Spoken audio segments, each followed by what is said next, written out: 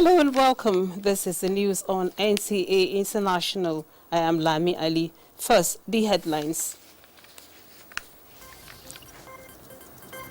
Federal Ministry of Justice seeks over prosecution of Omoyele Showore's case. House of Representatives moves to address indiscriminate pricing of petroleum products. And Israel supports Nigeria food production and agribusiness initiatives. Now the news and details.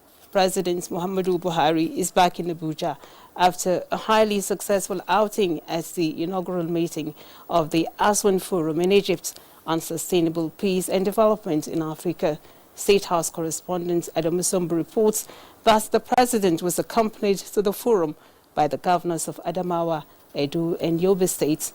On hand to receive him at the Nnamdi Azikiwe International Airport, Abuja, were the Minister of State for Foreign Affairs, Ambassador Zubairu Dada, Permanent Secretary of the State House, Jalal Arabi, Inspector General of Police, Mohammed Adamu, Director General of the Department of State Services, Yusuf Magajibichi, and other senior government officials.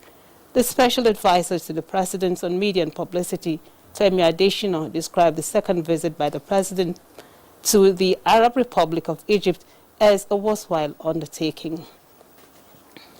What was the purpose of the trip? It was to look at the nexus between peace, security and development in Africa.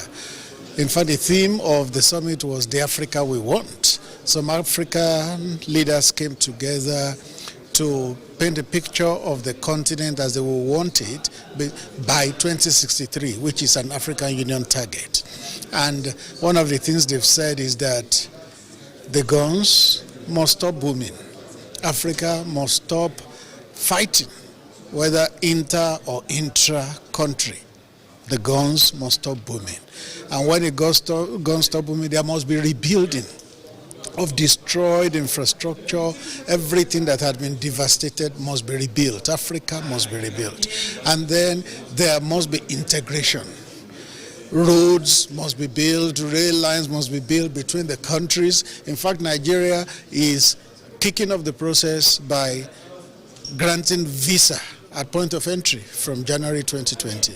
So there's the need for Africa to integrate, and that was the purpose of the summit, and it was well achieved. You will see that apart from the main keynote deliveries, there were different panels on different topics. One that was very instructive was the role of women in peace building in Africa. I think it is very significant. It's a trip that's been worth the while. Femi Adesina there on the President's engagements in Egypt. The House of Representatives Committee on Petroleum Downstream has directed the Petroleum Equalization Fund to furnish it with details of the mode of payments by marketers in respect of petroleum products to enable it to determine that government is not being shortchanged. The chairman of the committee, Abdullahi Mohammed Gaya, gave the directive at an investigative hearing on discriminatory pricing of petroleum products. National Assembly correspondent Vivian Idepefo reports. The Independent Petroleum Marketers Association of Nigeria, IPMAN, had sought the intervention of the House of Representatives in a lingering issue, alleged discrimination by PPMC and its sister agencies, thereby leading to higher costs of procuring premium motor spirit, popularly known as petrol, by them. We are having the highest retail outlet nationwide, almost 80% of retail outlet nationwide, and still we cannot access this product direct through NNPC till we buy this product through third party. So that is where the differences come, because if they are allocating this product the way they have been allocating it to the other marketers, we too we can be able to sell the way they are selling. Nobody is disputing the price. The issue is that these people are giving the product at the rate of 125. I think all you need to do is to concentrate on the 7 naira 63 kobo difference between the two. The Petroleum Products Pricing Regulatory Agency and PPMC registered surprise at the claims of Ipman, citing statutory provisions that guide their dealings with petroleum marketers in the country. The price of PMS and that of freight is not static. This is a price that is depending on what the market is doing in any particular day, while the other associated costs are as approved by the government. PPMC, or indeed the body NNPC, does not and will not discriminate in whatever it does, including pricing. And I believe today's meeting has started another trajectory of developing members of our association, Ipman. You know, a situation where we will now begin to get our product without necessarily going to the third party. The committee appealed for calm among the agencies and stakeholders and resolved to reconvene at another date to rub minds on the best strategies to handle matters arising. From the National Assembly, Vivian Itekbefo, NTA News.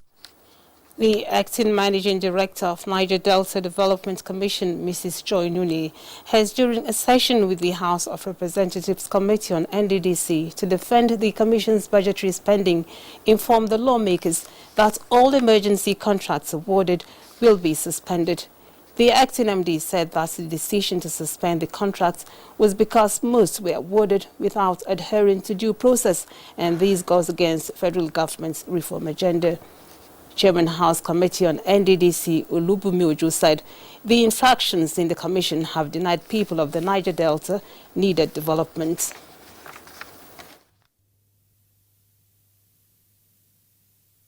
The 2019 budget should, as much as possible, seek to clear the backlog of outstanding payments to contractors already issued IPCs and verified. Development, the Chairman House Committee on Works, Kabir Abubakar, during an engagement with Minister of Works and Housing, Babatunde Fashola, and contractors handling the Abuja-Kaduna Zaria Road project to involve more contractors. This is said will address the slow pace of work being experienced. The Attorney General of the Federation and Minister of Justice Abubakar Malami says that the federal government is committed to respecting the sanctity of the rule of law, protecting the virtues of human rights, and ensuring speedy dispensation of justice.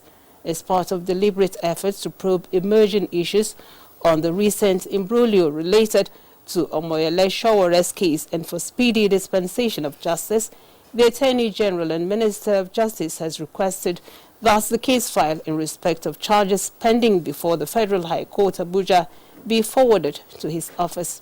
This is contained in a statement issued by Dr. Umar Jibril Rugwendu, the Special Assistant on Media and Public Relations, Office of the Attorney General of the Federation and Minister of Justice. The judiciary will be better off in keeping its activities immune from being influenced by political or economic considerations as it strives to retain its independence. The Chief Justice of Nigeria, Justice Ibrahim Tanko Muhammad, affirms this while administering the oath of office and two heads of courts in Abuja. Olabode Arewa reports. That was the Chief Justice of Nigeria, Justice Ibrahim Tanko Muhammad, administering the oath of office on Justice John Sowo as the Chief Judge of the Federal High Court and Justice Benedict Kanyip as the President of the National Industrial Courts. The two courts are of coordinate jurisdictions. The two men had been in acting capacity before their substantive appointments. Putting the two heads of courts on judicial notice, the Chief Justice of Nigeria, Justice Tanko Muhammad, urged them to shun the influence of fiduciary relationship in the performance of their duties. Know your onions. Know the kind of people you move with. Know your principles. What I want to say is to wish them very well and to also keep to their oath of office. We must be encouraged to continue to support the judiciary. After God, the next level of authority is the judiciary. While Justice Kanyip became a judge of the National Industrial Court in the year 2000, Justice John Sowo joined the Federal High Court in 1998. The two heads of courts will preside over the various divisions of their courts across the country. In Abuja, Olabode Ayowa, NTA News.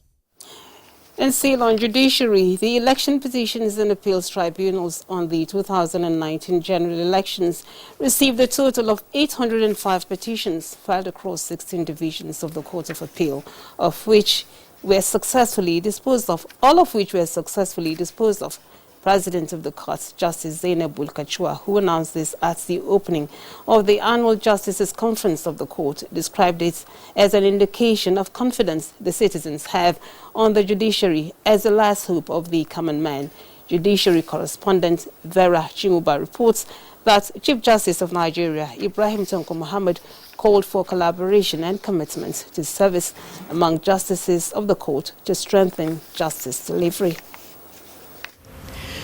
A democratic system such as ours cannot survive without strict adherence to rule of law. This conference is meant to evaluate and assess the performance of judges with a view to strengthening judicial integrity and fulfilling constitutional obligations. Chief Justice of Nigeria, Ibrahim Tanko Muhammad, asked Justices of Court of Appeal to uphold the strength, unity of purpose and goodwill that ended Unity Court. Cooperate among yourselves. Have fair discussion among yourselves. No hatred, no showing of egoism. President, Court of Appeal, Justice Zainab Bulkachua, said it is difficult to imagine a society which is not dependent on rule of law for its development and prosperity. She further said the court had disposed of 4,007 judgments and 79,011 motions, resulting in decongesting the backlogs of appeal. Judiciary would be the center for not only professionalizing administration of justice delivery, but will be the focal point where the society will trust and depend on the judiciary as its last hope. The conference, with the theme Professionalizing the Administration of Justice, discussed challenges confronting the court. Harmonizing court rulings and decisions of superior courts on the same subject matter, where the facts are substantially the same, remain concerns. In Abuja, Vera Chimuba, NTA News. Into culture matters now, Information and Culture Minister Lai Mohammed has again assured the international community that the federal government is working to improve on the state of infrastructure, just as it is in the process of collaborating with Cameroon in jointly owning cultural heritage sites in Africa. He stated this on the sidelines of the ongoing 4th UNWTO UNESCO World Conference holding in Kyoto, Japan. Anthony Forson reports. Delegates at this conference are ministers and top officials of tourism and culture from across the world. Information and Culture Minister Lai Mohammed announced that Nigeria is on the verge of collaborating with Cameroon to jointly own 2 heritage sites. To be enlisted in the World United Nations Sports Organization, in intangible list. So you can see it's not very usual for 2 countries to agree on what you call transnational cultural expression, which is what we have done, because by this December we are jointly presenting these 2 sites. He said the present administration's desire to diversify the economy is responsible for the huge investment to improve on infrastructure, which some encourage spiritual tourism. Tourism is about infrastructure, no doubt. But I think tourism today, especially cultural tourism, goes beyond just infrastructure. It also affects, I think, it also tasks the ability of policymakers to look at how there can be some form of cohesiveness and collaboration even between neighboring states. He added that a festival calendar is underway for the country to make busy festival managers that have been trained to manage festivals, and in line with this, an enabling environment will be created for them to support and promote festivals and cultural tourism, with the ultimate goal of ensuring that local communities benefit from such events. In Kyoto, Japan, Anthony Forson, NTA News. You're still watching the news on NTA International. More stories after the break. Do stay tuned. NTAI has gone mobile. Catch your favorite programs anywhere in the world by going to Play Store on Android and App Store on iOS. Search for Vision TV UK, download and install. Then you're good to go.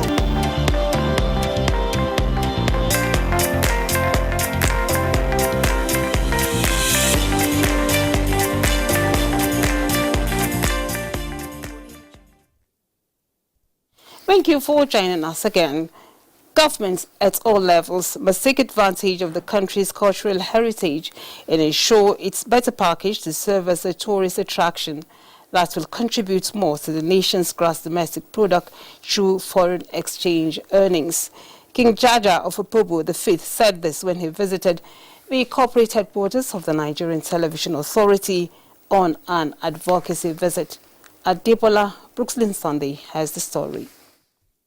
Opobo, made up of several islands and communities, with a kingdom founded in 1870 by a slave boy turned chief, master of his own house and a merchant trader, a great African of his time, King Jaja.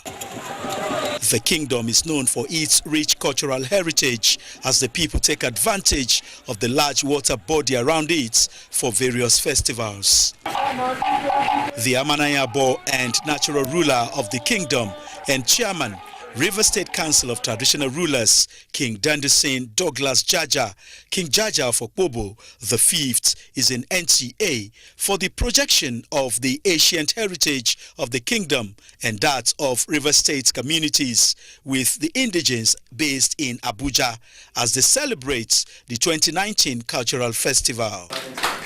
As a custodian of culture and the closest to the people in the grassroots, the monarch said the cultural heritage is gradually experiencing a decline due to influence of Western civilization. In the area of tourism, we have a lot to show to the world, and NTA has all it takes to bring tourists to Nigeria and also affect our national income. Executive Director Programs Wale Koka assured the king of NTA's presence during the events. Because usually for an event like that, there's so much to see,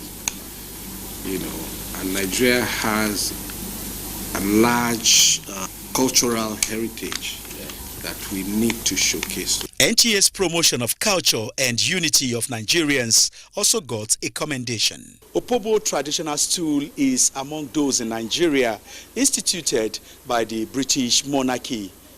Adebola Brooklyn Sunday, NTA News. And let's now join Olainka Ojo for trending stories from the business world. The federal government has opened for subscription December bonds, reopening the April 2023, April 2029 and April 2049 bonds, offering investors 50 billion naira each across the tenor. The Debt Management Office states it was authorized to receive application for subscription on behalf of the federal government. Oil prices extended gains Friday, scaling 3 months highs as the United States and China move closer to a resolution to the 18-month trade war between the two world's biggest economies that has raised big questions about global demand for crude.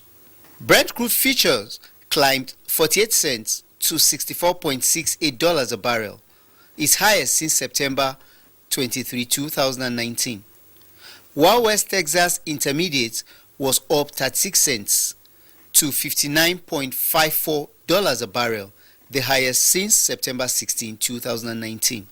Let's now see how the equities market fared this Friday.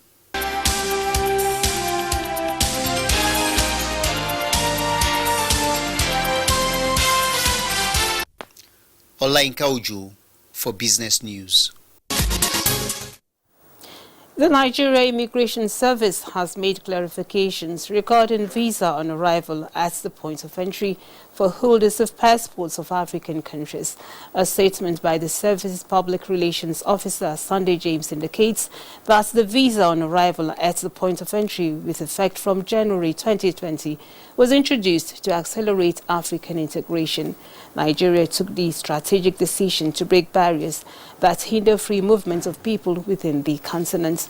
The statement adds that Comptroller General of Immigration, Mohammed Babandede, is assuring Nigerians of the service's commitments to ensure high-level professional ethics in delivering the relevant services without compromising national security. And still on diplomacy, Israel is supporting Nigeria to be self-reliant in her major food demand.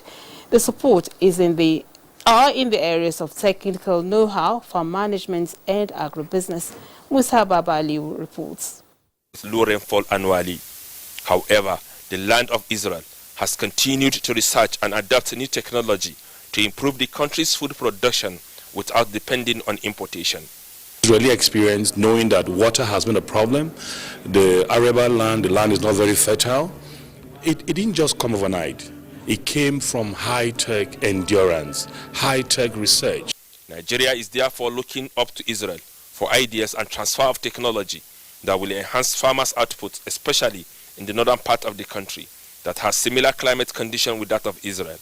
We see a lot of potential in Nigeria. We see wonderful ideas. We see wonderful young people moving into the field of agriculture and bringing their ideas into practice, but they are still dealing with a lot of challenges. And we thought Israel has dealt with some of the similar challenges. They are into a lot of agribusiness. With the new agricultural policy that we need to create wealth, it is important we look how they are doing it so that with agriculture we will be able to create wealth for our people, especially for the rural farmers. Israel ambassador to Nigeria, Simon Ben Shozan, says the agriculture expert from his country are willing to provide useful tools that can adapt and apply in Nigeria. In Abuja, Musa Baba Aliyu, NTA News. Time now for foreign news. Prime Minister Boris Johnson won a resounding election victory on Friday that will allow him to end 3 years of political paralysis and take Britain out of the European Union by January 31st. Brexit represents the country's biggest political and economic gamble since World War II, cutting the world's fifth largest economy adrift from the vast trading bloc and threatening the integrity of the United Kingdom.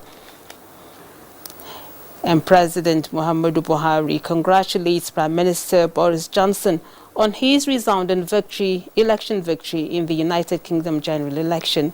In a statement, Senior Special Assistant to the President on Media and Publicity, Garbashehu, says the President notes that Britain has been a reliable and historically unique ally of Nigeria and has particularly supported this administration's efforts at improving security and recovering stolen assets held in the UK.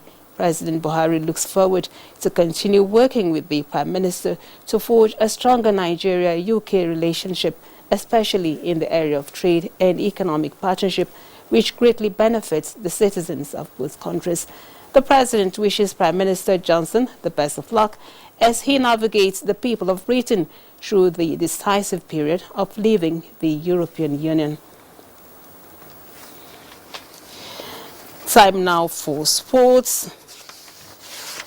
Nigeria Olympic Committee plots Team Nigeria's success at 2020 Tokyo Olympics. Kene Emabudike has the sports update. Thursday in Abuja concluded its 2019 annual general meeting where it, among other things, resolved to ensure podium finishes for Team Nigeria at the Tokyo 2020 Olympic Games, adopted a motion for the election of a woman as fourth president at its next elective congress, as well as set up a three-man committee to resolve the crisis in Athletics Federation of Nigeria. As part of effort to ensure or to rally support towards our preparation, the Ministry and the MSC have been working to enlist the engagement of sports promoters and marketers. Commendable progress has been made in this direction. The two-day meeting also featured the first Patrons Forum, chaired by His Royal Majesty Oba Saheed Elegushi. They are ready to support us to raise money for our athletes for all the major games, including the Tokyo 2020 Olympic game that is coming up. Seven-time champions Federal Ministry of Education have crashed out in basketball event at this year's Federation of Public Service Games, FEBSGA, after losing 23 to 24 points in the round of 16 to the National Emergency Management Agency, NEMA. Meanwhile, in badminton, NTA's Ngufan Shaji clinched bronze medal in the female singles for Federal Ministry of Information and Culture as the football team failed to qualify after drawing their 3 group games to gather just 3 points. I want to commend the executive governor of the state, Engineer Abuja Isule, who has put every necessary arrangement in place for the success of this program. Over 50 footballers aged between 15 and 22 are taking part in the 2019 Emeka Amadi Foundation Talent Hunt in Abuja with the hope of pursuing a career in the sport. We are using the foundation now to bring the youth out of the street and out of crime, to support them in the qualities they have. The talent hunt runs until December 17. With sports update, Kenen Ima Abudike, NTA News. And that's a wrap on the news on NTA International. We thank you for watching.